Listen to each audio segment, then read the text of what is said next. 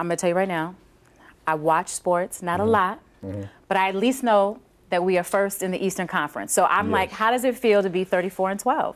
It feels great. We haven't really accomplished nothing, but just knowing that, we've put in a lot of work and you can actually see it. We winning games, we beating teams that, critics say we're not supposed to be, and, it's just fun, and, we got a long way to go, but at the same time, we're enjoying this. And so tell me, who is Sterling Brown beyond the court? Beyond the court, my qualities and characteristics are displayed on and off the court. It's the same. I'm a winner. I'm ambitious. And whatever I do, my drive, my determination is there. It's strong, and I want to be great. I want to get better day by day, and whatever it is. And I'm humble at the same time. I put family first. I got friends that I consider brothers, my immediate family, nieces, nephews, mother, father. I look after them, and, I try to do my best by them. Tell me, if you can, one moment in your life that pretty much shaped the man you are today. I really can't just put one, You can give me two, but just think, I'm just wondering, when you look back on your life, what was that moment or that person who instilled the character that you just mentioned to me, that drive, that winning spirit? It's just, my growing up in high school, I had two real close friends get killed, shot in Maywood, Illinois, and that kind of molded me, It's been a fight, survival coming out of there, and I was one of those who have survived. Who made it out, and that molded me, and my college experience molded me as well. It was a lot of ups and downs, a lot of battles within. I went far away from my family, and so I had to find out and figure out who I was and what I wanted to do, and I made it out, and I'm here today. I'm doing pretty well for myself, able to look out for my family, look out for myself. So I got miles to go, and I got a lot of things to accomplish. And we know the statistics of how many people actually get in the NBA from college ball or even high school. So the fact that you've made it thus far is definitely an accomplishment. Yeah, it is. So, I always want to ask people, what makes you laugh? Everything, really. Well, I ain't gonna say everything, but a lot. Are you a serious person? I am a serious person when I need to be, but at the same time, I know that it's good to, laugh and have fun. It's good for the soul. Just hanging around family, friends, joking, movies, comedy, going to comedy shows. Just, I'm not just like a strict, hard person, no fun, no games, no none of that. I like to have fun, just when it's needed, when it's time for it. So then, what frustrates you? What frustrates me? Let's talk about the game. Is there anything in the game that could frustrate you? Losing. Like I said, I'm a winner, so. Whenever things go sideways, I try to figure out what's going on. I take a step back and analyze everything and try to figure out what I can do to, make things better, to help the next person so we can all be successful.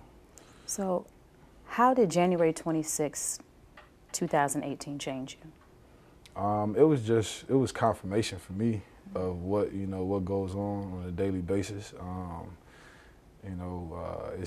I've got numerous texts, phone calls, direct messages of people just saying, that happened to me, this happened to me a month ago, this happened to me a year ago, and in high school and college, I seen it to a certain extent, not to what happened, but it was just confirmation. Like it can happen to anybody. It happens to a lot of black men on a daily basis, and they aren't able to be heard. So for me, it's an opportunity for me to step up and be the voice for the voiceless. You say confirmation. How have you now then been able to rebound from that situation? I say basketball has helped me a lot. It helped me keep my mind focused on something. I wasn't able to just drift away and dwell in what happened and, you know, just let it eat me up. I was able to focus on something as well as deal with the situation. So it just, it was a balance there for me. So. In that balance, did you at all have any self-help? Because that's a traumatic experience. That's trauma. How did you deal with the trauma? Self-help, like, it's all right. Did you talk to somebody? You know. No, I mean, I didn't really talk to nobody. I took it out on the court. That's my release for a lot of things. You know, and I what I did keep bottled in. I tried to figure out what, you know, what happened, why it happened, and what I can do, you know, moving forward. But as far as talking to a therapist or going out and just talking to anybody, venting, nah, that's not what I do. I take it out on the court, or I internalize it and just figure out what's next. You talked about being the voice. You talk also about moving forward. So let's talk about that. What do you plan, or what have you been planning to do to continue being that voice to speak up about these injustices? Well, me and my brother, we started a foundation called the Salute Foundation. Stands for Sacrifice, Ambition, Loyalty, Unremitting, Truth, and Education. And it's pretty much a foundation to go out there and help and mentor and teach the kids about, you know, everyday struggles, everyday, you know, things that they go through. It's, you know, an avenue for them to get out of the streets, you know, have something to do productive, you know, as well as educate them on, you know, police issues, you know, different things like that. So we got a few events. I've already had some. I had a weekend tournament this past summer for the kids. I've had a holiday drive where I gave away coats. You know, we have a lot of events, you know, lined up, but you know, it's a positive things for the kids to get out and, you know, be productive. Is that here in Milwaukee or also in Maywood? It's going to be in Milwaukee, but it started, you know, from my hometown. That's why I had my first two events at. So it will eventually move to Milwaukee and hopefully worldwide. All right. Have you received a formal apology, personal apology from the chief? No, I haven't. Okay.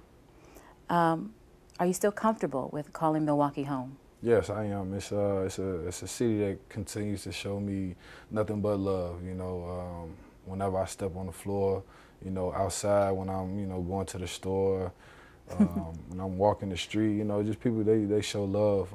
So I won't let that change nothing. They recognize you even once you cut off the fro and the locks? Yeah, they have a lot of people. And why you cut your hair and all of this? Yeah, why did you cut your hair? It was just time, you know, time for a new look. It's just time to clean it up a little bit. I got you. But what do you really want people to know about you beyond that video? I mean, it was a lot said about me, you know, coming from that video. But you know, like I say, I'm a humble person. I'm ambitious as well. You know, it's always two sides to a story, two sides to somebody. So, you know, just look at me for what I do, you know, to help, you know, don't look at me just for the video and the negativity that came with that. You know, I go out there and I try to live a, you know, a humble life and try to do the best I can in any way I can to help as many people as I can. Did you think, wow, this just happened? Like, once you were able to walk away, did you really, I mean, how did that all play in your head? How it went from 1 to 10 in 2 seconds? Yeah, it was crazy. I really didn't have time to reflect on it.